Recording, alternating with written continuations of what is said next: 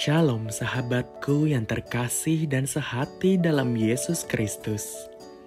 Jumpa lagi kita pada kesempatan kali ini. Mari kita siapkan diri dan hati kita untuk menjadikannya layak menyambut Tuhan, supaya kita bisa menjadi garam dan terang dalam kehidupan ini. Tentunya dengan bersama kita resapi Renungan Sabda Pendalaman Iman presented by BPK PKK KAJ. Bacaan dari Injil Yohanes bab 6 ayat 44 sampai 51. Tidak ada seorang pun yang dapat datang kepadaku jikalau ia tidak ditarik oleh Bapa yang mengutus aku, dan ia akan kubangkitkan pada akhir zaman. Ada tertulis dalam kitab nabi-nabi, mereka semua akan diajar oleh Allah. Setiap orang yang telah mendengar dan belajar dari Bapa datang kepadaku. Hal itu tidak berarti bahwa ada orang yang telah melihat Bapa. Hanya Dia yang datang dari Allah, Dialah yang telah melihat Bapa. Sesungguhnya aku berkata kepadamu, siapa saja yang percaya, ia mempunyai hidup yang kekal. Akulah roti kehidupan. Nenek moyangmu telah makan mana di padang gurun dan mereka telah mati. Inilah roti yang turun dari surga. Siapa saja yang memakannya, ia tidak akan mati. Akulah roti kehidupan yang telah turun dari surga. Jikalau seseorang makan roti ini, ia akan hidup selama-lamanya. Dan roti yang akan kuberikan itu ialah dagingku, yang akan kuberikan untuk hidup dunia. Demikianlah Injil Tuhan. Shalom bro and sis. Hari ini bacaannya dari Yohanes 6 ayat 44 sampai 51. Ini berkaitan dengan roti hidup. Yesus sebagai roti hidup. Hari ini juga gereja merayakan Santo Eleutherius, seorang paus yang sangat gencar melawan bidah-bidah. Salah satu karyanya adalah beberapa dekrit dari kepausan itu yang menentang ajaran-ajaran sesat, gnotisme, dan yang lainnya. Ia wafat tahun 189 dan kemudian dimakamkan di Bukit Vatikan. Bro and sis semua, apakah roti hidup yang ditawarkan oleh Tuhan Yesus seperti roti pada umumnya yang kita makan? Roti yang biasa kita makan benar mengenyangkan tubuh kita, mengenyangkan secara jasmani. Dia akan memberikan tenaga untuk kita beraktivitas. Ada kesamaannya, namun berbeda dalam hal substansi. Roti hidup yang ditawarkan oleh Yesus adalah roti yang akan mengenyangkan kita, baik secara jasmani, terutama rohani. Dia seperti juga roti yang kita makan, roti hidup yang ditawarkan Yesus kepada kita, juga kita harus makan. Kita simak dari bacaan Injil Yohanes 6 ayat 48 sampai 51. Dikatakan di sini, Akulah roti hidup. Nenek moyangmu telah makan mana di padang gurun dan mereka telah mati. Inilah roti yang turun dari surga, barang siapa makan daripadanya, ia tidak akan mati. Akulah roti hidup yang telah turun dari surga. Jikalau seorang makan dari roti ini, ia akan hidup selama-lamanya. Dan roti yang kuberikan itu ialah dagingku yang akan kuberikan untuk hidup di dunia. Coba perhatikan di dalam Yohanes ini. Kata-kata makan disebutkan beberapa kali. Artinya, roti hidup yang ditawarkan oleh Yesus bukan hanya dilihat, bukan hanya didengar, tetapi roti hidup yang ditawarkan oleh Yesus harus kita makan. Roti hidup adalah firman Tuhan yang disampaikan oleh Tuhan untuk kita. Firman harus kita makan. Firman harus kita santap untuk supaya kita memiliki hidup. Bagaimana caranya? Firman sabda Tuhan kita baca dan kemudian tidak kita langsung telan, tetapi kita mengunyahnya untuk semakin memahami, semakin mengerti, yang pada akhirnya menjadi bahan refleksi bagi kita untuk kita bisa hidup sesuai dengan Tuhan, sesuai dengan apa yang dikehendaki oleh Tuhan. Kemudian, roti hidup yang ditawarkan oleh Yesus harus juga dimakan seperti apa yang Yesus bilang, bahwa roti hidup benar-benar adalah dagingnya. Jika itu yang terjadi, dari mana kita bisa memakannya?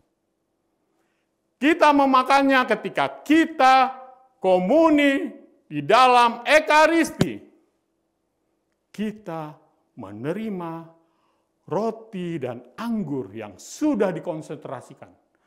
Sudah dikonsentrasikan menjadi tubuh dan darah Kristus. Itulah santapan yang benar-benar daging, benar-benar tubuh Kristus, dan juga darah Kristus.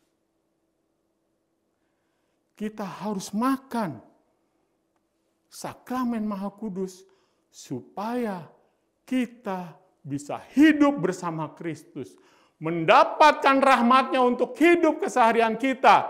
Kita selalu diberkati. Artinya, bro and sis sekalian, roti hidup adalah sumber hidup.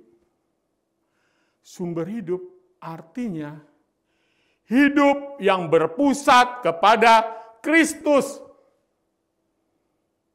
Bagaimana hidup berpusat kepada Kristus? Coba kita perhatikan. Kita baca Yohanes 6 ayat 45. Ada tertulis dalam kitab nabi-nabi, dan mereka semua akan diajar oleh Allah, dan setiap orang yang telah mendengar dan menerima pengajaran dari Bapa datang kepadaku. Coba perhatikan kata-kata yang diulang. Diajar dan pengajaran. Artinya untuk kita semakin berpusat kepada Kristus, kita pun harus mendapat bimbingan. Ya, bimbingan dari Roh Kudus. Selain itu, kita harus juga mendapat bimbingan dari bapak-bapak gereja, dari imam-imam, ataupun dari pengajar-pengajar yang memang dipercaya oleh gereja untuk mengajarkan kita. Supaya apa? Supaya tidak ada kesesatan ketika kita mencari Tuhan. Ingat, Paus Eleutherius memperjuangkan supaya umat tidak tersesat dengan menghabisi kaum bid'ah supaya tidak hidup di dalam gereja. Juga ada di dalam kisah para rasul bab 8 ayat 30 sampai 31. Kisah para rasul 8 itu adalah bacaan pertama dari bacaan yang hari ini. Filipus memberikan bimbingan kepada sida-sida Ethiopia. Sida-sida tidak mengerti apa yang dia baca, apa yang dia ingin tahu dalam kitab suci kalau tidak ada pembimbingnya. Dengan kehendak Roh Kudus, Filipus diperintahkan untuk bisa mengajarkan sida-sida itu. Pada akhirnya, sida-sida itu paham akan isi kitab suci.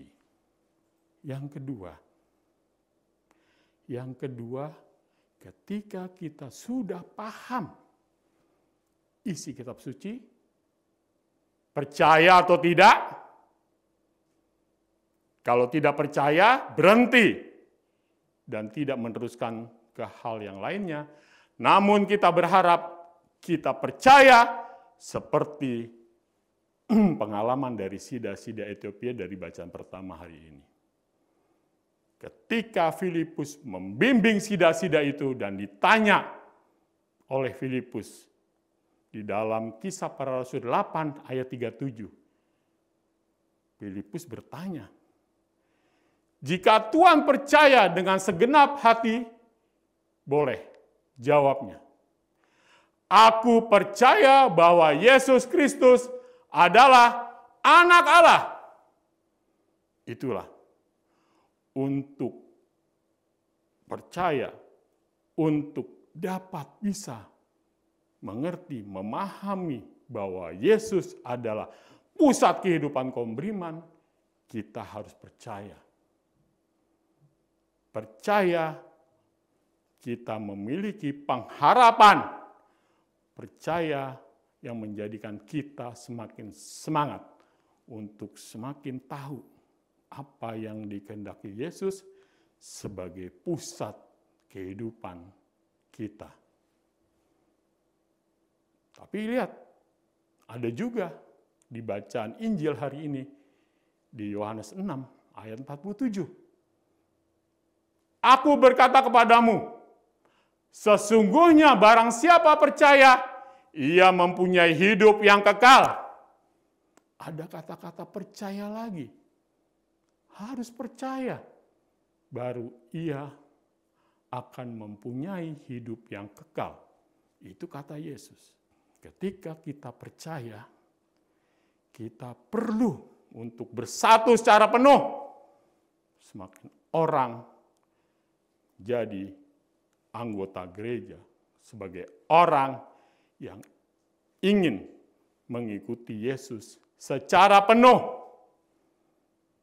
Apa yang harus dilakukan? Pembaptisan. Bagaimanapun juga, pembaptisan awal orang untuk bisa menjadi murid Yesus. Di kisah 8 ayat 38 berbunyi, lalu orang Ethiopia itu menyuruh menghentikan kera itu, dan keduanya turun ke dalam air, baik Filipus maupun sida-sida itu, dan Filipus membaptis dia. Ya, di sini Filipus membaptis para sida itu karena dia sudah percaya. karena dia sudah di bawah bimbingan Filipus, mengerti kitab suci, percaya, akhirnya pembaptisan. Menjalankan firman Tuhan adalah hal yang selanjutnya. Tidak bisa kita hidup hanya mendengarkan saja tanpa melakukan sesuatu. Kita pun harus juga menjadi orang-orang yang menjalankan firman Tuhan. Coba kita lihat, kita bedah di dalam Yohanes 6 ayat 51. Akulah roti hidup yang telah turun dari surga. Jikalau seorang makan dari roti ini, ia akan hidup selama-lamanya. Dan roti yang kuberikan itu ialah dagingku yang akan kuberikan untuk hidup dunia. Ada kata-kata, jika seorang makan dari roti ini.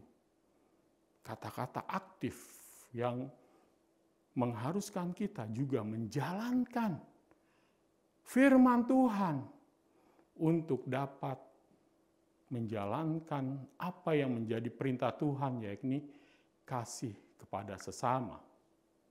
Semakin orang berpusat kepada Kristus, semakin orang menjalankan firman Tuhan. Dari altar menuju pasar. Ketika kita menerima tubuh dan darah Kristus, mendengar firman-Nya ketika perayaan Ekaristi di seputar altar, kita pun pulang dan kita kembali ke pasar, yakni kembali ke masyarakat. Bagaimana di masyarakat itu kita menjalankan firman Tuhan dengan berinteraksi dengan sesama manusia. Yang terakhir, kita juga harus mau dibimbing oleh Roh Kudus. Roh yang mengingatkan kita akan firman Tuhan, akan segala perbuatan-perbuatan Tuhan yang sudah menjadi teladan bagi kita. Itulah yang harus kita lakukan. Semua itu diberikan Roh Kudus untuk kita agar kita selalu berbuat baik. Kita juga akan menjadi orang yang berpusat hidupnya kepada Kristus. Bro and sis sekalian,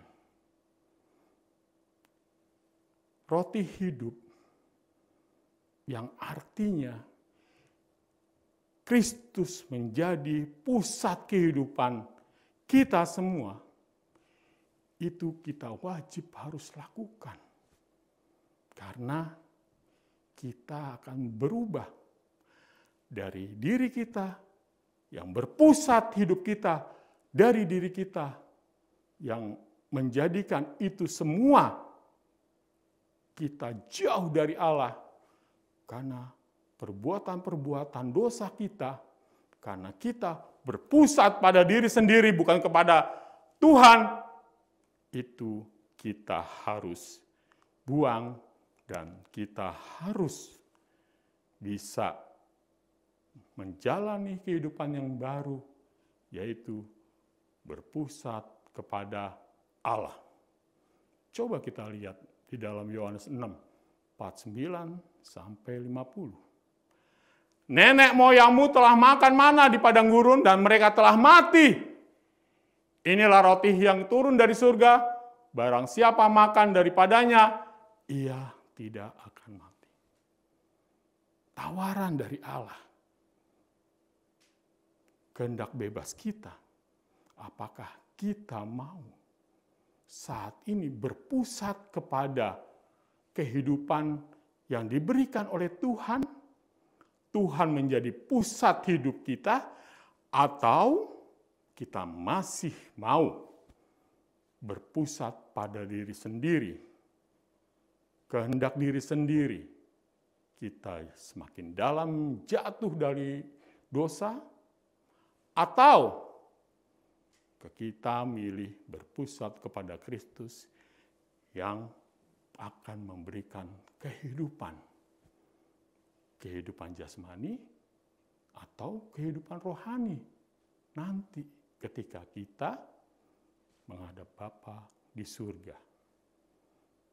Tuhan memberkati bro and sis sekalian. Amin. Mari sebelum mengakhiri renungan pada hari ini, kita berdoa. Demi nama Bapa, Putra, dan Roh Kudus. Amin. Bapa di surga, terima kasih karena Engkaulah sumber hidupku. Engkaulah roti hidup yang kami selalu rindukan. Karena roti hidup inilah kami bisa hidup. Karena roti hidup inilah kami memiliki harapan akan hidup, akan sukacita, karena Engkau, karena firman-Mu yang menjadikan inspirasi bagiku untuk hidup. Hidup secara jasmani, hidup secara rohani. Semoga ya Tuhan, semuanya menjadi suatu yang baru. Atas pertolongan-Mu, semoga kami bisa untuk hidup berpusat kepada Engkau dan kami sedikit demi sedikit untuk meninggalkan hidup yang berpusat pada diri sendiri. Amin. Bapa, Putra, dan Roh Kudus. Amin.